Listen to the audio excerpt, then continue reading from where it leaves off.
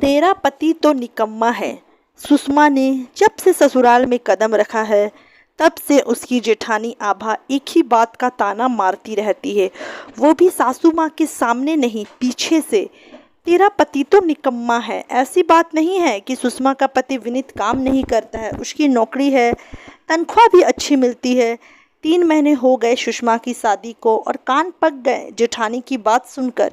तेरा पति तो निकम्मा है।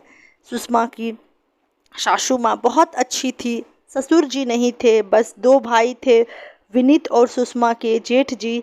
एक दिन पता चला विनीत की नौकरी छूट गई है, लेकिन क्यों ये नहीं पता चला। बाद में जेठानी ने ही बताया कि 2 या 3 महीने से ज़्यादा ये कहीं नहीं टिकता।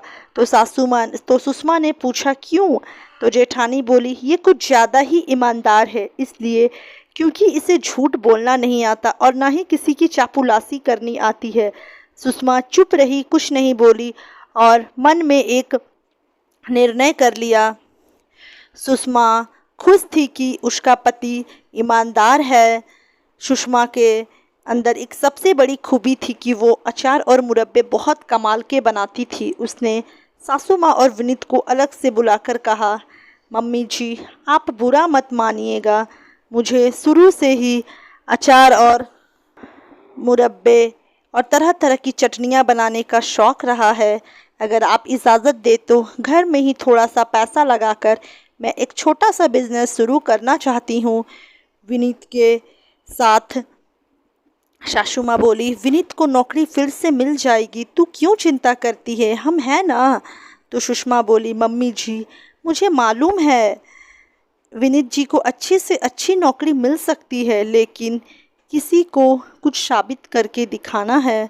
जब तक नौकरी नहीं मिलती तब तक तो कर ही सकते हैं। सासू माँ ने खुशी से इजाज़त दे दी। घर में एक कमरे में सुषमा ने थोड़े से शुरुआत की, विनीत पूरी सहायता करता। आस पड़ोस और दोस्तों से शुरुआत की सुषमा ने, सबको बहुत पसंद आए सुषमा के बनाए अचार, मुरब्बे और अलग अलग तरह की चटनियाँ। फिर थोड़ा बहुत दुकानदारों को भी सैंपल दिया तो बहुत से ऑर्डर मिलने लगे। विनीत की मीठी भाषा और ईमानदारी ने सबका दिल जीत लिया। जहाँ भी मसाले बोतलें लेने जाता सबको अपना बना लेता। सब्जियाँ, फल और ड्राई फ्रूट लेने जहाँ भी विनीत जाता सब अपने बन जाते और सब विनीत की ईमानदारी के कायल थे। 3-4 साल में ही बिज़नेस इतना बढ़ गया कि 25-30 लोग काम के लिए रखे गए और जगह लेकर पूरी फैक्ट्री तैयार हो गई। बहुत से लोगों ने विनीत का साथ दिया सिर्फ उसकी ईमानदारी देखकर। सुषमा ने भी कभी घटिया चीज़ों का इस्तेमाल नहीं किया। दिन दूनी रात चौगनी तरक्की हुई। विनीत बहुत खुश था, फैक्ट्री का मालिक बन गया था और यहाँ उसके गुणों की कद्र भी थी और सुषमा भी पूरा मान सम्मान देती थी। इस बीच सुषमा एक बेटी की माँ भी बन चुकी थी और सासू माँ बेटी को संभालती थी। पैसे की कोई कमी नहीं थी। सुषमा की शादी के 7 साल बाद सुषमा के जेठ जी की नौकरी छूट गई, क्योंकि रिश्वत लेते पकड़े गए थे। सबको पता चल गया तो अब सुषमा की बारी थी। कहते हैं ना 100 दिन सुनार के तो 1 दिन लोहार का।